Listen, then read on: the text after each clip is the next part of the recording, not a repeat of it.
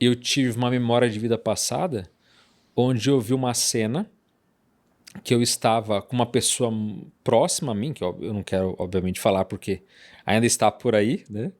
Mas eu me vi numa batalha de vida ou morte com essa pessoa. Uau. Era matar ou morrer, e eu acabei enfiando uma espécie de faca no peito dessa pessoa e tirei a vida dela. Só que, o que eu percebi nessa memória? Não foi uma memória completa, eu percebi a cena mais dramática da coisa. Só que pra mim, na minha concepção, o errado não fui eu, porque a minha emoção não era de raiva. Eu te odeio, eu vou tirar sua vida. Não, a minha emoção era, eu tenho que me defender. Essa pessoa quer me matar a todo custo e eu sabia que ali não tinha opção. Ou me entregava, ou eu fazia o que eu fiz. Então a minha impressão é que essa pessoa tinha muita raiva de mim e ela tentou me apunhalar, mas naquela luta corporal de desespero, eu acabei fazendo isso. Mas qual que é a minha atitude a partir de então? Eu vou... Primeiro, eu ajudo... O máximo que eu posso, eu ajudo essa pessoa. E essa pessoa, e detalhe, ela me ajudou muito na vida. E eu lembro que até certo ponto eu pensava, será que é retribuição? Será que... Sabe? Mas ela me ajudou muito. Mas da mesma forma, sempre que eu podia, eu estava... E ainda estou, né? Dentro do que eu posso, ajudando, porque é uma reconciliação. Essa pessoa pode não lembrar o que aconteceu, pode não saber de nada, mas eu estou consciente que teve um processo sério no passado. E Ela não sabe, né? Ela não não, está essa ciente e você, e, pessoa... obviamente, você não fala também. Não, de certo, tem certos temas que são inabordáveis. Sim, sim. Ô fulano, lembra? Não dá para falar. Lembra que eu te matei? Lembra que você queria me matar ou tal? Então não dá para você querer explicar. Ou então, olha, eu tive acesso a uma informação, aconteceu isso. Ele é louco, né? E também acho que tiraria. Acho que você entende que você está no caminho certo, está fazendo o que é para ser feito, né? Então, desse ponto de vista, está havendo uma evolução de ambas as partes. Sim. Você tem consciência, essa pessoa não. Por isso que a gente fala, tem que ver, tem que ter criticidade de saber. Dá para falar? Nem tudo tem que ser um livro aberto. Sim, sim. Portanto, eu percebi isso e está tudo bem. Se a pessoa não entende, ela não tem abertura para esses temas, é uma pessoa que tem certa dificuldade de lidar até com várias questões emocionais, mas ok. Quando você percebe que há um débito ou que tem alguma coisa mais séria, ajuda essa pessoa. O máximo que você pode, sem, claro, às vezes ser omisso ou entrar numa coisa negativa, porque não é... Mas é ajudá-la num nível saudável, porque... Mas essa informação, ela é preciosa para quem tem. Agora, uma coisa que, como eu falei, pô, isso eu não quis lembrar, mas numa cena específica, no momento adequado, eu estava, não era nem fora do corpo, eu estava acordado, eu toco no objeto e aquilo vem tudo, falei, nossa, entendi agora. E aí veio tudo que eu citei aqui veio de uma forma muito intensa, mas por estudar esses temas e por ter já uma vida como eu levo, eu já entendi o meu papel. Agora, quando a gente fala de ter memória de vida passada, é importante quem está nos ouvindo, qualquer um pode acessar, a gente até vai falar sobre isso, mas a pessoa tem que ter certa maturidade de digerir as coisas. Por quê? Para acessar uma vida passada, não temos como garantir o que você vai acessar. Não dá para garantir. Mas qual que é o padrão? É a gente acessar coisas que sejam muito fortes emocionalmente. Então, se perguntar assim, Carlos, me fala da sua vida. Você não vai falar, não, ontem eu comi uma macarronada, antes de ontem eu fui na patinação no gelo. Você não conta coisas assim. Você vai falar o quê? Daquela decepção enorme, daquela vitória que, pô, é um marco na sua Coisas vida. relevantes, né? Coisas relevantes, intensas, que foram marcantes pra gente. E quando você começa a acessar a memória da passada, é uma caixa de Pandora, no sentido de que você pode acessar uma vitória incrível, como pode ser uma morte sofrida, como pode ser uma decepção enorme. Enfim, geralmente é algo muito forte.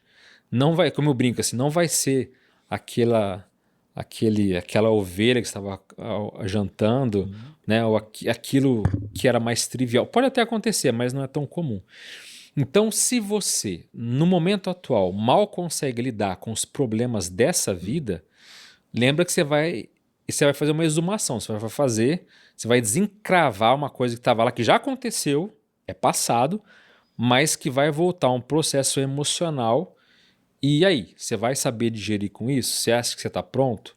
Não é que é um conceito proibido, mas você tem que pelo menos ter isso em mente. Se vier algo forte, eu estou preparado agora para lembrar disso? E eu vou falar sinceramente, ninguém nunca está preparado. Esse também é outro ponto. Se você esperar o momento certo para ter uma memória de vida passada, para investir nisso, você nunca vai saber. Eu ainda não me acho preparado para muita coisa. Mas, pelo menos, você tem que ter um mínimo de confiança de que, se for difícil, você vai dar a volta por cima, você vai digerir aquilo, você vai fazer aquilo mudar e você vai agir de alguma forma. Mas é uma coisa importante para se pensar. Eu estou preparado para desenterrar certas coisas que vão afetar como eu vejo a minha vida e outras pessoas, né? Então, é uma pergunta realmente forte para ser feita. Você acha que no íntimo de cada um, ou não de todo mundo, mas de algumas pessoas, elas sabem que no fundo pode existir algo, é alguma reminiscência assim que está ali meio que adormecida, mas que ela sabe que pelo menos pode ser que exista, né? Pode ser que seja real. Sim, especialmente de forma mais instintiva. Então, por exemplo, a pessoa de repente ela tem um medo absurdo de água, ou um medo, um pavor assim inexplicável de escuro ou de altura. Ou seja, é uma forma instintiva, inconsciente, que está dizendo, olha, existe algo de perigoso nisso daí. Mas por que que nem todo mundo nasce com medo do escuro ou com medo da água? Por que que naquele componente para você ele dói tanto? E pode até ser coisas mais sutis. Por exemplo, tem pessoas que não suportam idioma inglês. Não suportam aprender esse idioma. Aí você fala, mas o que que isso tem a ver? Quando você olha a história nem tão antiga assim, os ingleses dominavam muitas terras, não era como toda sociedade que coloniza, não são pacíficos, não são educados, tem uma certa truculência em como eles agiam com aqueles as terras dominadas. Então, muitas vezes a pessoa passou antigamente um problema, teve um ódio tão grande por aquelas pessoas, por aquele idioma, que hoje ela sente uma trava que ela nem sabe explicar o porquê. Eu conheço pessoas que falam, olha, eu não sei, eu detesto China, detesto Oriente. Desde criança eu não consigo suportar a ideia e a aparência, uma coisa que me traz repulsa.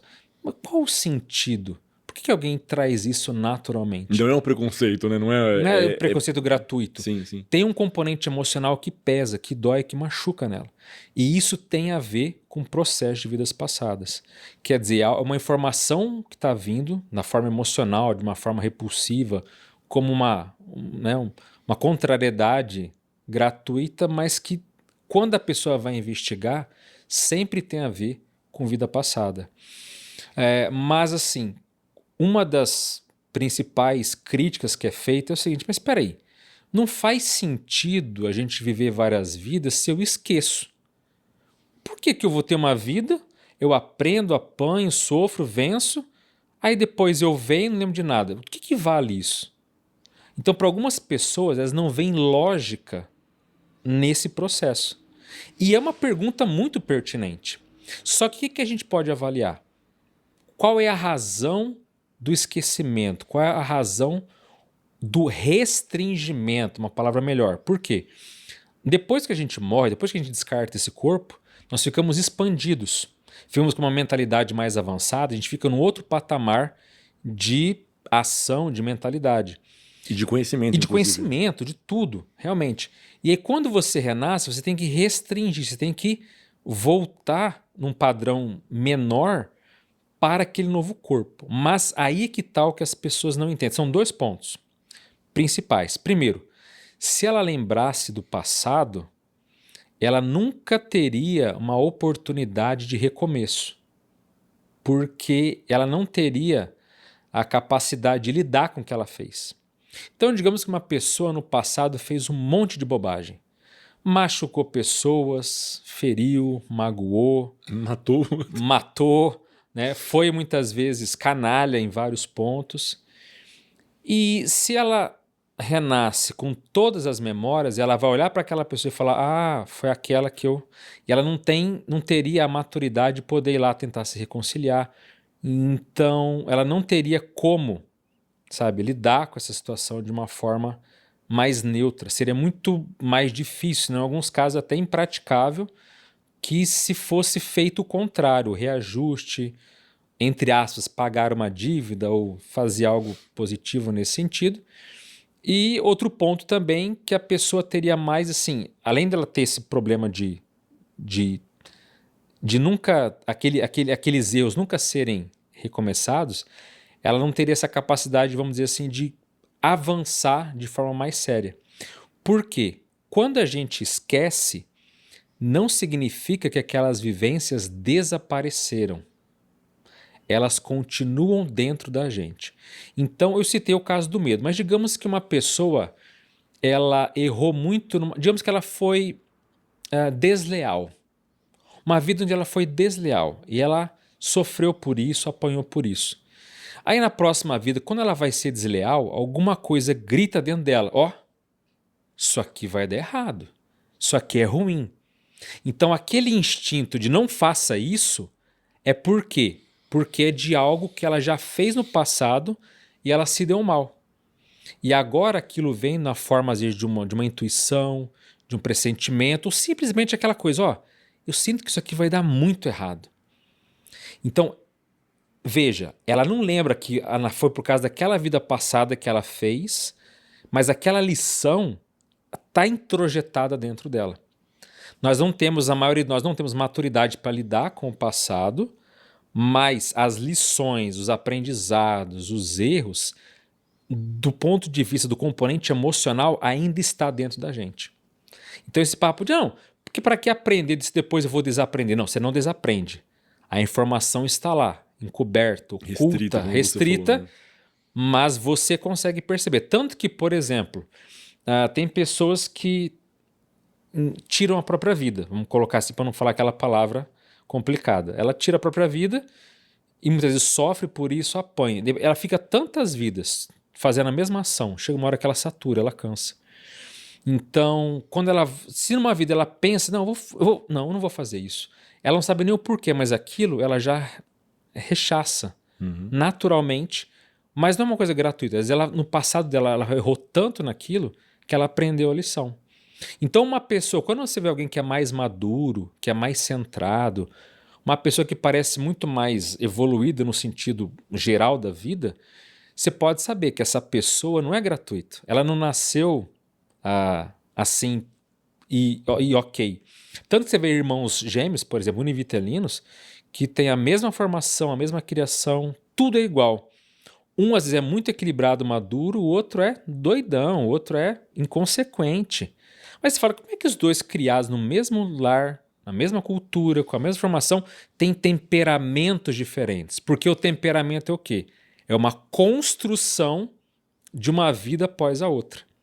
Então aquele mais maduro, ele já apanhou, já se lascou muito mais no passado, ao ponto que toda aquela bagagem dele está com ele.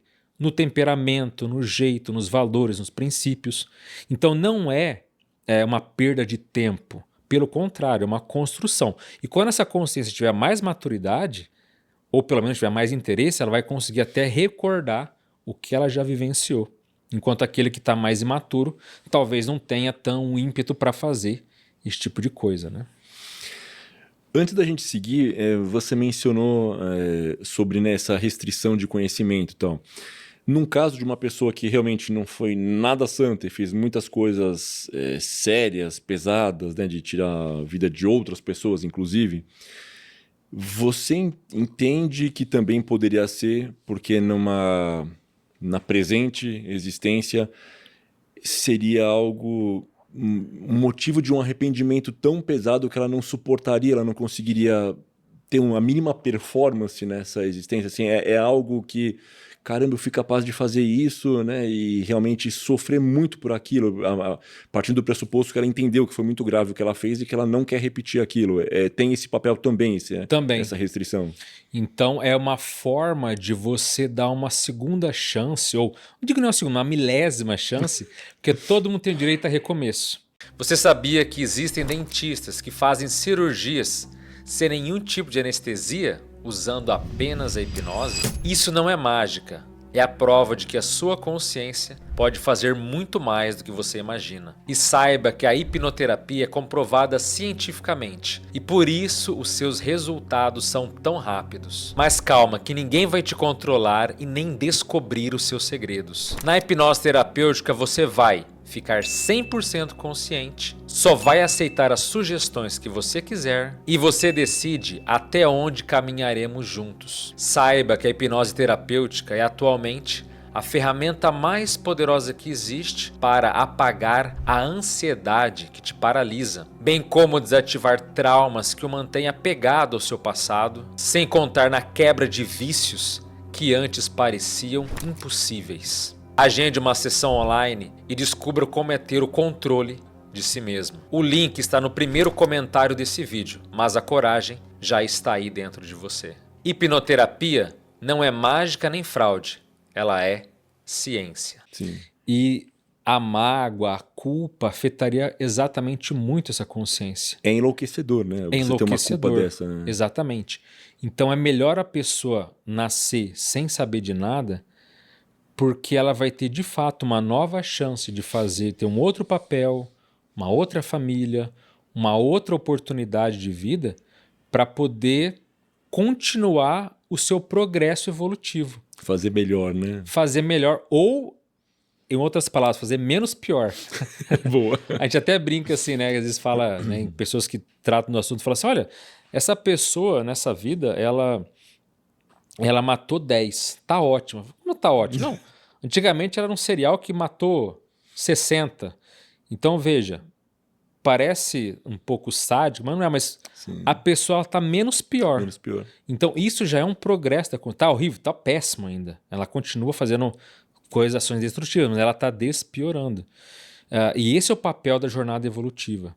Então, as múltiplas vidas, elas são de fato uma continuidade. E por isso que não faz, para mim nunca fez sentido, desde muito cedo, quando eu via, peraí, mas por que eu nasci com uma saúde muito boa e aquela pessoa nasce ali completamente deformada, com problemas de saúde cognitivos seríssimos, e eu vi algumas falando assim, não, mas isso aqui, o filho está pagando os pecados do pai. Então, eu falo, mas não faz sentido, por que a outra pessoa tem que pagar pelos erros e pecados e omissões dos outros? Tem que descontar em um outro ser que não tem culpa de nada, que exatamente, mas para atingir uma outra pessoa que errou. E aí você na verdade entende que não, que como existe uma continuidade de vida, até o fato da pessoa nascer com problemas e patologias pode ter a ver com vidas passadas. Ou seja, não significa que quem é saudável foi santo, como você falou. Ou também não significa que quem nasceu com algum problema de saúde foi péssimo. Mas em cada história, em cada contexto pessoal, tem a sua razão de ser. Tem o porquê que isso está acontecendo. Ou seja, a gente pode colocar que as vidas estão até certo ponto encadeadas. Não há uma vida separada. Quem eu sou hoje tem a ver com o papel que eu fiz anteriormente. Nunca há uma discrepância muito grande assim, entre vidas. Você é basicamente o mesmo, só que um pouquinho melhor do que você foi no passado. Então, até nesse contexto de corpo, de cultura, ou de onde você está, tem a ver com as suas habilidades, com quem você é, com todo esse papel, entende? Então, há um encadeamento, há uma série, uma fieira de vidas que se interligam até certo ponto, mesmo que a pessoa não saiba ou não lembre do que ela fez, não lembre, né, do que ela fez. Bom, deu para ver aí a profundidade do tema de hoje, que sempre são temas profundos, né? A gente gosta realmente de fazer essa viagem, essa aventura aí pelos conhecimentos humanos que a gente vem descobrindo há alguns milênios já, né? Mas enfim, é um processo que é realmente lento, vai demorar realmente bastante tempo. Sim. Nesse momento, eu te convido a se inscrever no canal caso você ainda não seja inscrito, que você curta o vídeo, compartilhe com amigos, parentes, familiares, pessoas que você sabe que gostam, pessoas que podem vir a gostar, mas que não conhecem muito ainda. E que você também, aqui no campo de comentários, conta pra gente se você tem alguma experiência nesse aspecto, né, de vidas passadas, que é o tema do programa de hoje, ou então se em algum outro tema, né, que cabe no nosso guarda-chuva de Mistérios do Desconhecido, e você pode compartilhar a sua história com a gente no e-mail mdd.canal@gmail.com. Beleza? A gente vai avaliar a sua história e vamos marcar, assim como já gravamos com algumas pessoas e vamos gravar muito em breve. Alexandre, voltando à nossa conversa então, quando a gente considera a existência de vidas passadas, a gente também considera uma premissa que é a reencarnação, porque elas estão intimamente ligadas, né? Queria que você discorresse um pouquinho sobre isso. A reencarnação ou os renascimentos são assuntos que também sempre envolveram a nossa intimidade maior. Justamente porque quando a gente fala em reencarnar ou entrar na carne ou voltar a ter um corpo físico, significa que nós temos essa continuidade. E muitas pessoas falam, olha, eu admito a reencarnação, mas outros falam, não, eu não consigo entender isso, para mim é difícil. Alguns ficam desesperados, querem parar de reencarnar ou de renascer o máximo possível. Inclusive eu sou um crítico quanto a isso, porque alguns até veem, não, vamos liberar dos renascimentos. Olha, esse é um assunto que não cabe para a gente agora. Se a gente ainda está, às vezes, né, sofrendo por coisas imaturas, se descontrolando por bobagens, não adianta você querer parar de renascer. Tem muito chão pela frente. Tem muito chão pela frente. Né? É melhor nem pensar nesse assunto. Esse tipo de ansiedade só é muito plausível para quem está cansado dessa vida, para quem está esgotado e para quem quer... Ah, não, tipo, é um sacrifício renascer nesse corpo. Não é. Renascer na dimensão física é parte do progresso da consciência. Então, a reencarnação ou os renascimentos, eles fazem parte da natureza evolutiva que a gente tem. E quando a gente fala de memória de vida passada, quando a gente fala de saber quem nós somos e os papéis sociais que a gente tem, ela fica muito mais complexa e até certo ponto muito mais forte quando a pessoa não apenas admite, mas faz o que a gente está falando aqui, que é você recordar do passado. Por quê? Existem situações que são muito difíceis da pessoa conviver tendo a informação. Para ficar mais claro, é muito comum que numa família, aqueles componentes da família não estejam se conhecendo ali. Há um mecanismo que se percebe até através das próprias experiências fora do corpo, que a gente até falou no programa anterior aqui, que quando você sai do corpo, você consegue entender um pouco mais a sua origem. E fora do corpo também é possível ter as memórias de vidas passadas. E o que se percebeu através desse mecanismo de evolução? Que se coloca propositalmente desafetos do passado para comporem uma família na vida atual. Então imagina só, se a pessoa admite a reencarnação, admite o renascimento, e ela tem memórias do passado, mas não tem maturidade para lidar com elas. E de repente ela vê que a mãe dela já foi um ex-parceiro afetivo sexual, ou que uma tia já foi um marido. Então os papéis sociais se invertem. Os filhos podem ter sido os pais. Só que quando você coloca isso numa perspectiva maior, parece que vira um caos. Mas na verdade não, os papéis mudaram. Se a sua filha hoje foi a sua mãe no passado, ela não tem mais autoridade sobre você agora. Aquilo passou, o componente mudou. Outra coisa, imagina você lembrar que tal parente que você não gosta, que você tem certa dificuldade de lidar com ele, foi aquele que no passado te fez mal. Ou o que é pior, você lembrar que você fez mal para essa pessoa. Inclusive uma coisa que a gente acha, não, o ruim é você lembrar do sofrimento que você teve. Não, na maioria dos casos, você lembrar que você foi o algoz, dói muito mais do que você ter sido a vítima. E se a pessoa não tem maturidade para lidar, ela vai falar, poxa, olha só, o meu parente que está agora, eu fiz mal para ele, ou ele tinha um outro papel social. Então você tem que ter certo estômago para lidar com esse tipo de informação, que hora pode ser saudável, mais tranquila, e horas pode ser que mexa muito. Então imagina só uma pessoa que começa a ter memórias muito intensas e de repente ela vê todos os ex-amores que ela já teve. Aquele amor que foi jurado para a vida inteira, de repente hoje pode ser um vizinho, pode ser alguém do trabalho, pode ser um ex-parente, pode ser um parente atual. Mas aquele amor do passado passou, é um contexto que não cabe mais. Você não vai voltar a ter uma vida amorosa porque no passado teve. Então, Sim. tem que ter maturidade para lidar. Então, a reencarnação, ela não é algo assim solto, é algo disperso no planeta. Não. As pessoas que você interage têm relação com quem você foi, com o que você fez, com os papéis sociais, tudo isso está entremeado, tudo está junto. E por quê? Para reajustar.